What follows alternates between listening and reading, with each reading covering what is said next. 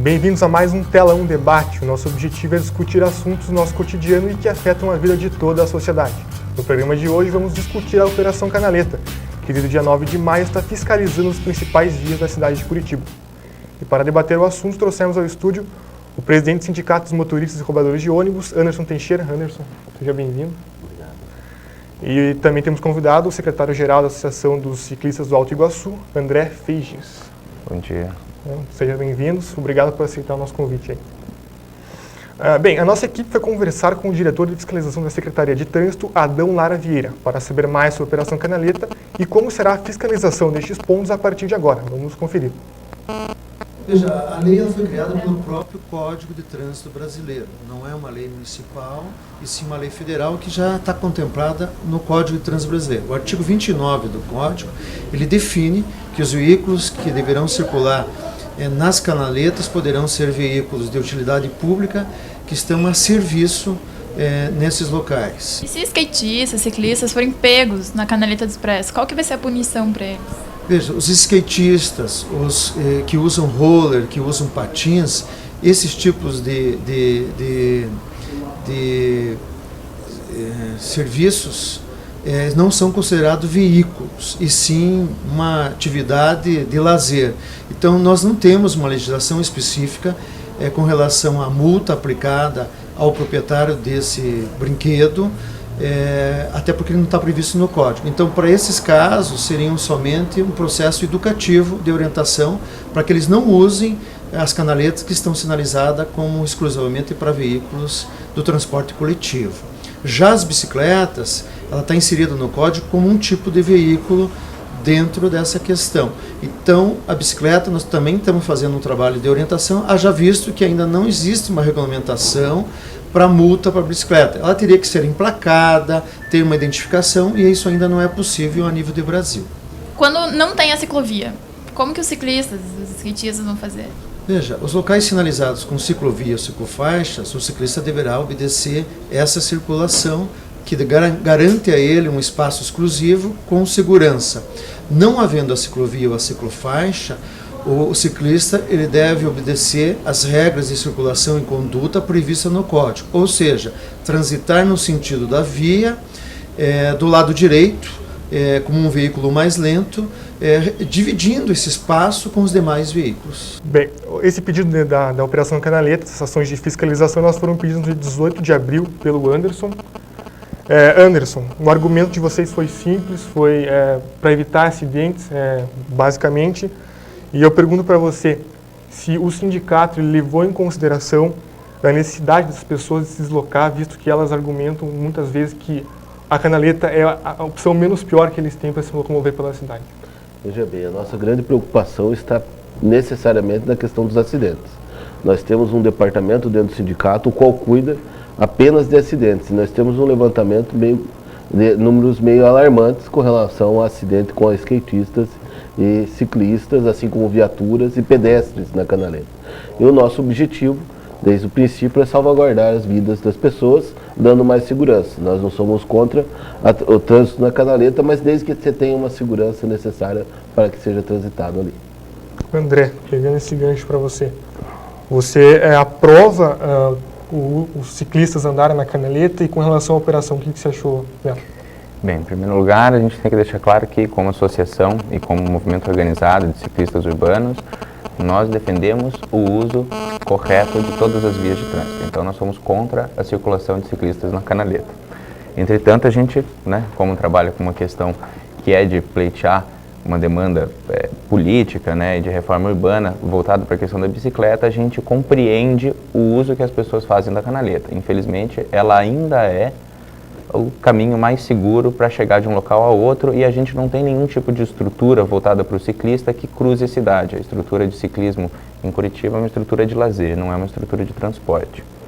A operação em si nos parece um tanto quanto demagógica. Por quê? Porque é muito fácil ao poder público exigir a conduta do usuário do transporte, do veículo bicicleta, sem que ofereça nenhum tipo de estrutura ou que não se compreenda as demandas que a gente traz ao poder público. Muito bem. E Anderson, essas ações de blitz educativas já vinham sendo feitas nos últimos anos. Em junho de 2011, uma blitz educativa, ela abordou mais de 400 ciclistas e fez esse trabalho de tentar retirar eles da canaleta, né? Falando, não é o lugar certo, você não pode andar aqui. Não estava dando certo, por isso que houve esse pedido novamente de forma mais categórica? Na verdade, como o André falou, não adianta você pedir para que os ciclistas não trafeguem na canaleta desde que você não passe um local apropriado para que ele possa usufruir e transitar nesse local. O nosso pedido, claro, também foi cogitado na reunião junto com o Conselho de Trânsito essa questão. Tira-se o ciclista de dentro da canaleta, mas qual a via que ele possa transitar com segurança? Então existe essa preocupação também, onde direcionar esse tráfego de ciclistas que possam transitar com segurança. Porque tirá-los da canaleta e colocar no meio dos carros, eu acho também que não seria a forma ideal. Simplesmente peça, vocês não podem transitar dentro da canaleta. Então, o que nós pedimos é também que encaminhem, façam ciclovias, não igual as que estão sendo feitas hoje, totalmente desestruturadas, aproveitando pedaços de avenidas, diminuindo as faixas das avenidas para fazer ciclovia. Eu acho que deve ser projetado nas avenidas locais onde possam aí, então ter com segurança o trânsito dos ciclistas. André, essa questão das canaletas, você acha que essa ação ela vai tirar os ciclistas da canaleta? Vai servir? É praticamente inócua, né? Vai ser inofensiva nesse sentido. As pessoas não vão deixar de ter a prática de vida que elas já têm há dezenas de anos e com a situação com as quais elas convivem sem ter uma alternativa viável, né? As questões, quando a gente fala de uso de vias, a primeira delas é segurança, a segunda é conforto, comodidade. As pessoas vão circular. Não é uma questão do ciclista, é uma questão de todas as pessoas que não estão dentro de veículos motorizados no trânsito. Dentro de um veículo motorizado você não pega uma contramão.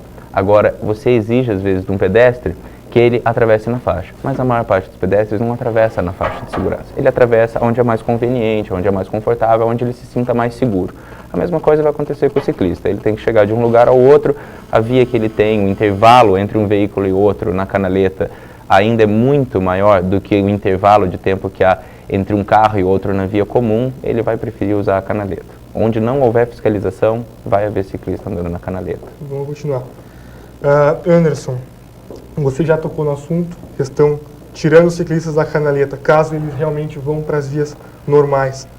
Vão acabar dividindo espaço com os carros, que além dos veículos particulares, os ciclistas vão dividir o espaço com os demais ônibus, né, os ligeirinhos, os interbairros, os ônibus alimentadores.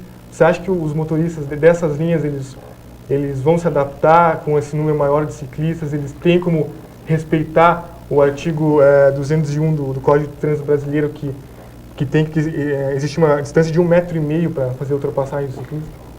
Veja bem, enquanto nós tivermos uma política dentro de Curitiba, onde estão se reduzindo a largura das faixas para dar mais fluidez ao trânsito, eu acho que vai ser muito improvável que você vai conseguir numa faixa de 2,75, com um ônibus de 2,60 de largura, conseguir tirar 1,5 m sem esbarrar no carro que estiver passando do lado para fazer a passagem para o ciclista, vai ser meio inviável, isso nunca vai acontecer, né? Eu acho que falta uma estruturação política para a cidade de Curitiba na questão de mobilidade e trânsito. André, pegando essa questão das bicicletas nas vias normais, você acredita que se os ciclistas forem para essas vias normais cada vez mais e exercer um direito que é do ciclista, que é andar, que é um veículo de transporte, que é andar na faixa direita, você acha que quanto mais ciclistas nessas vias, os motoristas vão respeitar mais, vão aprender a conviver e dividir esse espaço? É uma questão do ser humano, uma questão social geral, né? A gente aprende a conviver com as coisas com as quais a gente convive. Uma vez que a bicicleta de fato ocupe o espaço que é destinado a ela, que é na via normal de tráfego, a compreensão e a percepção social vai ser maior sobre o tema, a tendência é que haja de fato um maior respeito. É claro que nessa situação a gente vai enfrentar uma série de dissabores, mas são questões naturais que a gente tem que enfrentar. Mas eu concordo também, né, com a questão que se traz, de que não é inviável o cumprimento da via completa, uma vez que, da norma, né, integral, como ela está no artigo 201, uma vez que Curitiba tem estreitado cada vez mais as vias. Retira-se uma vaga de estacionamento e se diz que agora um ônibus tem que passar por ali. É uma situação com a qual nós estamos de pleno acordo, esperamos até que possamos somar forças nessa batalha. E, André, continuo com você. Qual a postura que o ciclista deve ter nas ruas? Bem, o que a gente tenta esclarecer como associação, claro, é de que, primeiro, ele deve se comportar como um veículo. Então, ele tem que ter segurança, ele não pode se incomodar com uma buzinada, com um sinal de luz, ele tem que permanecer. Assim como você não buzina e um carro não sai da sua frente e sobe na calçada, um ciclista também não deve fazê-lo. Uma vez que ele está trafegando na via, ele deve se manter na via.